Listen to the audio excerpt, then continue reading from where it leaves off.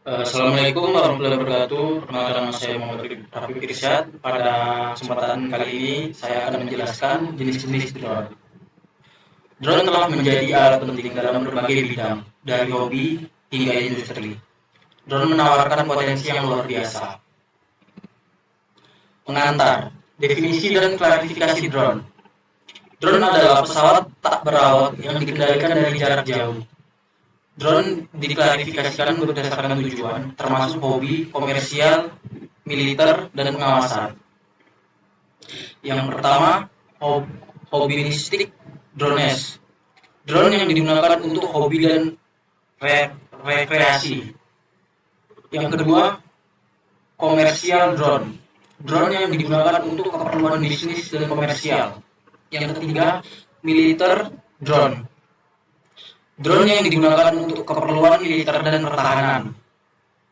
Yang ketiga, surveillance drone. Drone yang digunakan untuk pengawasan dan pengumpulan data. Drone amatir atau hobbyistic drone. Drone hobi dirancang untuk direkreasikan dan hiburan. Drone hobi biasanya lebih kecil dan lebih ringan dibandingkan drone komersial dan militer. Yang pertama, pengambilan video dan foto. Drone hobi dapat digunakan untuk mengambil foto dan video dari perspektif udara. Yang kedua, balap drone. Drone hobi dapat diubah untuk balapan dan kompetisi. Yang ketiga, pengembangan keterampilan. Drone hobi memungkinkan pengguna untuk mempelajari tentang penerbangan dan kontrol drone. Drone komersial atau commercial drones. Drone komersial dirancang untuk berbagai aplikasi bisnis. Drone komersial dapat membantu meningkatkan efisiensi, keselamatan, dan profitabilitas. Yang pertama, inspeksi instruktur.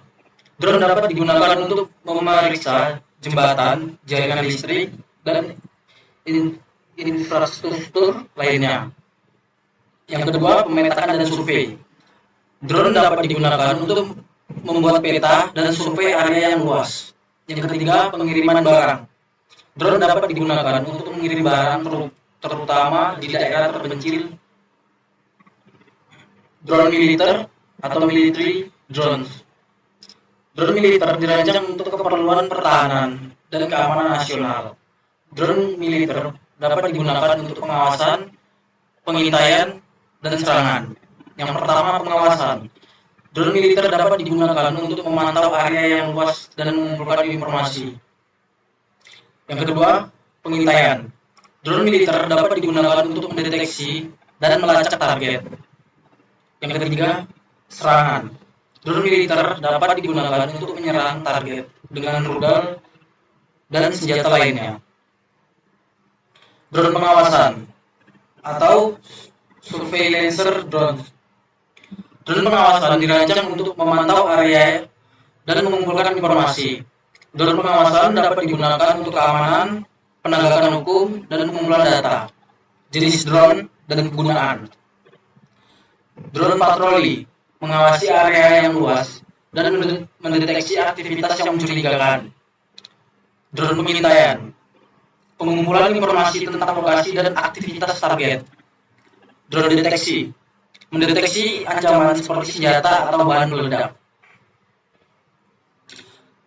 Drone pertanian atau agrikultural drone.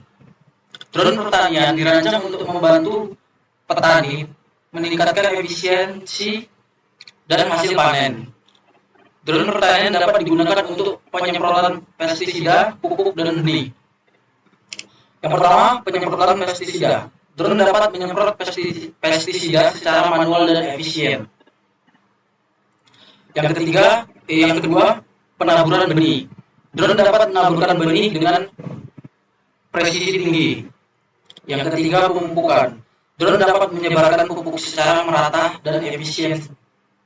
Yang keempat, pemantauan tanaman.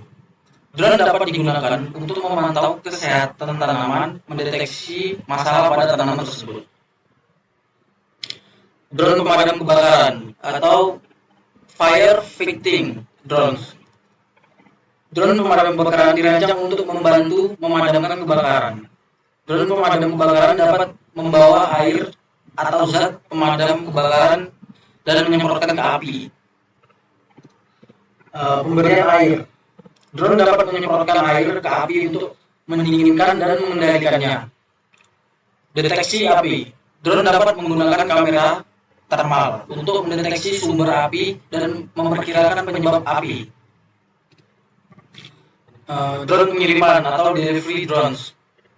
Drone pengiriman dirancang untuk mengirimkan paket dan barang. Drone pengiriman dapat digunakan untuk mengirimkan barang, makanan, dan obat-obatan. Yang pertama, kecepatan. Drone pengiriman dapat mengirim barang lebih cepat dibandingkan pengiriman tradisional. Yang kedua, efisiensi. Drone pengiriman dapat mengurangi biaya dan peningkatan efisiensi. Yang ketiga, jangkauan. Drone pengiriman dapat menjangkau daerah yang sulit dijangkau. Pertimbangan keamanan dan regulasi. Penggunaan drone memiliki pertimbangan keamanan dan regulasi.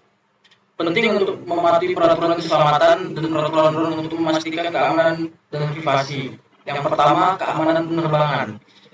Drone harus dioperasikan dengan aman dan tidak membahayakan keselamatan publik. Yang kedua, privasi. Penggunaan drone harus menghormati privasi orang lain.